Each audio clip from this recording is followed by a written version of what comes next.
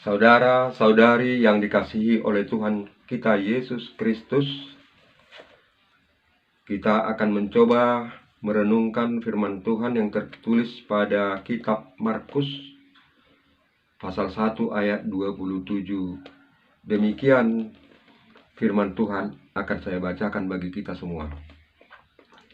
Mereka semua takjub sehingga mereka memperbincangkannya, katanya, "Apa ini? Suatu ajaran baru. Ia berkata-kata dengan kuasa. Roh-roh jahat pun diperintahnya dan mereka taat kepadanya." Demikian pembacaan firman Tuhan. Bapak dan Ibu, saudara-saudari yang kekasih di dalam nama Tuhan kita Yesus Kristus, nas ini tadi berawal dari ketika Yesus memasuki rumah ibadat pada hari Sabat di Kapernaum. Dia melakukan pengajaran kepada orang banyak di rumah ibadat itu. Yesus memberikan pengajaran dengan penuh kuasa. Ketika Yesus mengajar,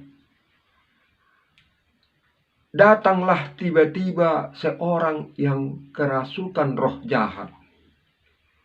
Dia berteriak dengan suara nyaring, "Yesus, mengapa engkau datang kemari? Apakah engkau akan memusnahkan kami?" Demikian teriakan orang yang kerasukan setan itu. "Aku mengenal engkau. Engkau adalah yang kudus dari Allah," kata orang yang kerasukan roh jahat itu. Bapak dan Ibu, saudara-saudari sekalian, ternyata ini dapat menjadi renungan bagi kita bahwa ternyata roh-roh jahat atau iblis, roh-roh jahat itu adalah iblis. Iblis sendiri mengatakan bahwa ia mengenal siapa Yesus itu sebenarnya. Dan iblis itu takut kepada Tuhan Yesus. Iblis mengatakan bahwa dia mengenal Yesus. Ketika itu, iblis berkata, "Engkau adalah yang kudus dari Allah." Bapak dan Ibu, saudara-saudara sekalian, roh jahat itu lalu dihardik oleh Tuhan Yesus. Dibentak, begitulah kira-kira. Disenggak. Tuhan Yesus menghardik iblis itu. "Diam kau," katanya. Maaf, Yesus mengatakan, "Diam kau dan keluar dari orang itu." Lalu roh jahat itu meninggalkan orang yang kerasukan itu, dan dia kembali sadar seperti semula.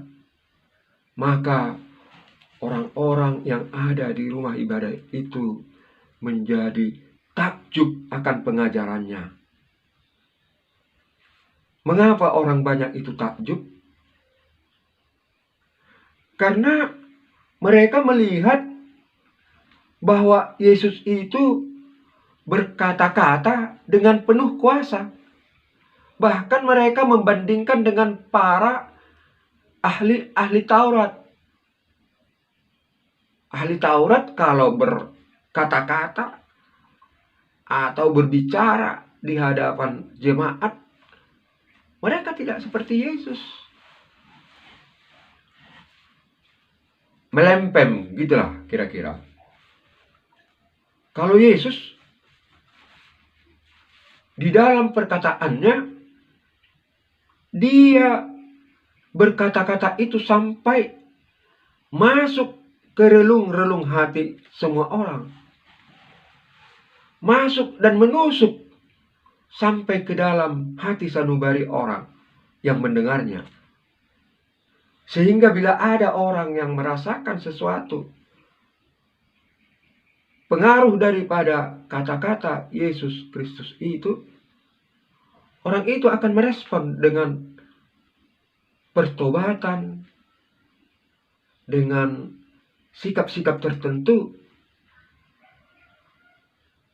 Mereka akan merespon. Dan di dalam renungan ini dikatakan tadi, respon daripada masyarakat itu adalah mereka takjub, heran. Kenapa mereka heran? Karena perkataan Yesus itu sangat luar biasa dan berkuasa. Bahkan roh-roh jahat pun diperintahnya. Dan mereka takut kepada Yesus.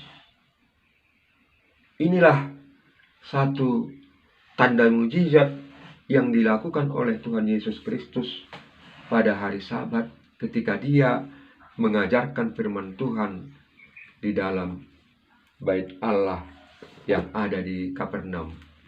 Bapak dan Ibu, saudara-saudara sekalian, saya akan menyanyikan sebuah lagu, yaitu nomor 136 ayat 3 dan 4.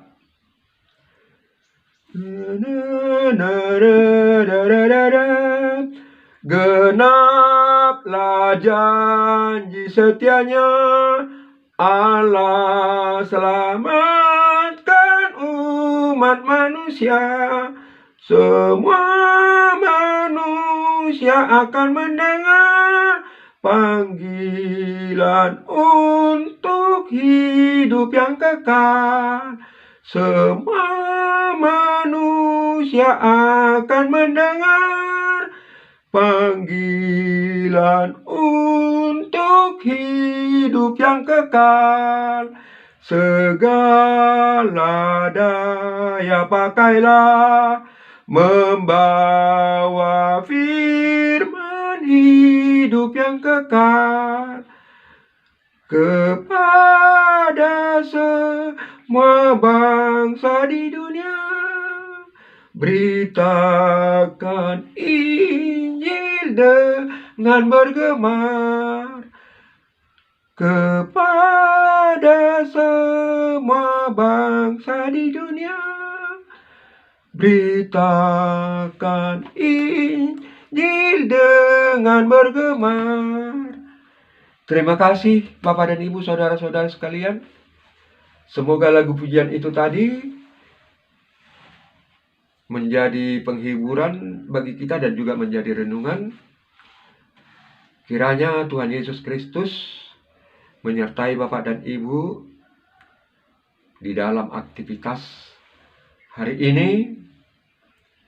Kiranya di dalam pekerjaan saudara-saudara sekalian diberkati, para pedagang yang berbisnis mendapat untung, para pekerja, karyawan, pegawai, aparat diberikan Tuhan kekuatan, hikmat, kebijaksanaan dalam melaksanakan tugas. Kepada semua profesi-profesi, pekerjaan-pekerjaan lainnya, semuanya kita diberkati oleh Tuhan. Tuhan Yesus menurunkan Roh Kudus kepada kita, supaya dengan kekuatan Roh Kudus, supaya dengan hikmat daripada Roh Kudus menyertai kita di dalam melaksanakan setiap aktivitas kita. Demikian Bapak dan Ibu, saudara-saudara sekalian, renungan hari ini saya akhiri dengan ucapan Shalom. Tuhan Yesus memberkati.